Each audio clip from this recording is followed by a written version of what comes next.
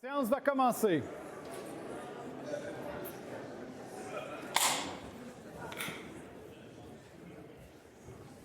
Madame la Présidente.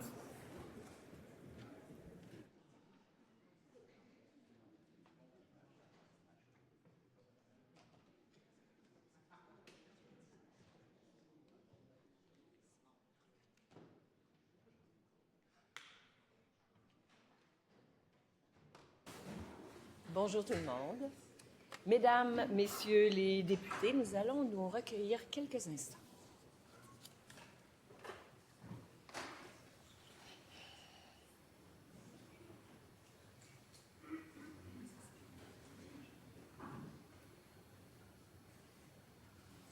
Je vous remercie beaucoup. Veuillez vous asseoir.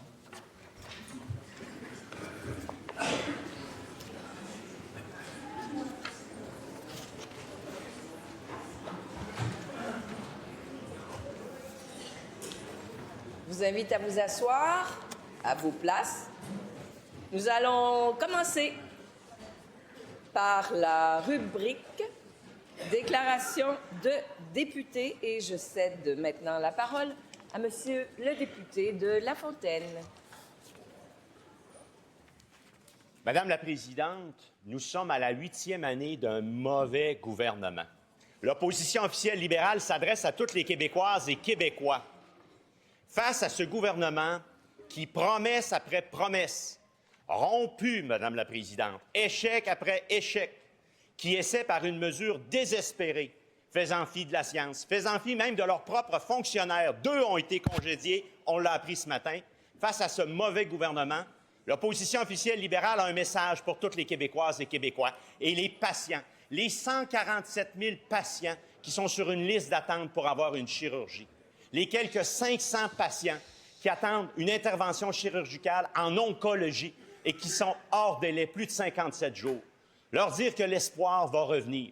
L'opposition officielle libérale va siéger dans les prochaines heures pour limiter les dégâts d'un mauvais gouvernement qui agit sans écouter personne.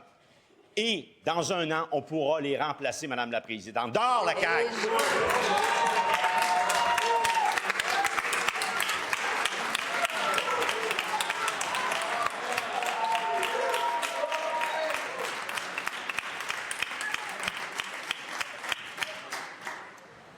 Merci, Monsieur le député. Pour le bénéfice des gens qui nous écoutent, nous sommes à la rubrique déclaration de député. La période de questions et de réponses orales n'a pas encore commencé et je veux maintenant entendre la déclaration. Silence tout le monde. Je veux maintenant entendre la déclaration de Monsieur le député de Rosemont. Oui, écoutez, bonne idée. 1 minute pour saluer les jeunes femmes et hommes qui ont fait le choix de se lancer dans les études en médecine au Québec. Vous êtes courageux et courageuses. Vous avez été pris ces derniers temps entre l'arbre et l'écorce de la bataille entre le gouvernement et les fédérations de médecins. Et vous avez fait preuve d'une sagesse dont on devrait tous s'inspirer ici un jour, avant longtemps. D'ici là, courage. Lâchez pas. On compte sur vous pour la suite. Yeah. Bravo.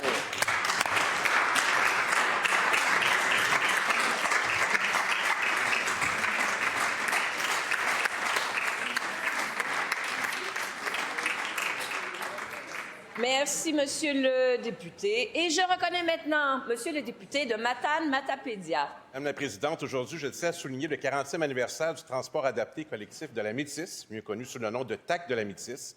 Depuis 4 décennies, cet organisme joue un rôle essentiel dans la mobilité de nos citoyens, en assurant des services de transport adapté, collectif et inter-MRC à travers les 16 municipalités de la MRC. Grâce à l'engagement de ses équipes et de ses partenaires, le TAC contribue à briser l'isolement, à favoriser l'inclusion et à soutenir le développement régional. Je saisis l'occasion pour rappeler que l'ensemble du Bas-Saint-Laurent souhaite la mise en place d'un transport collectif régional, mais que le gouvernement n'autorise toujours pas les outils nécessaires à son financement.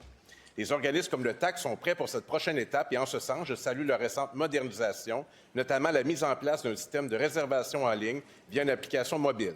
Cette innovation permet aux usagers de planifier leurs déplacements plus facilement tout en améliorant l'efficacité et la fluidité du service. À tous les membres de l'équipe du TAC et à ses partenaires, je vous remercie pour votre contribution remarquable à notre communauté. Bravo. Merci.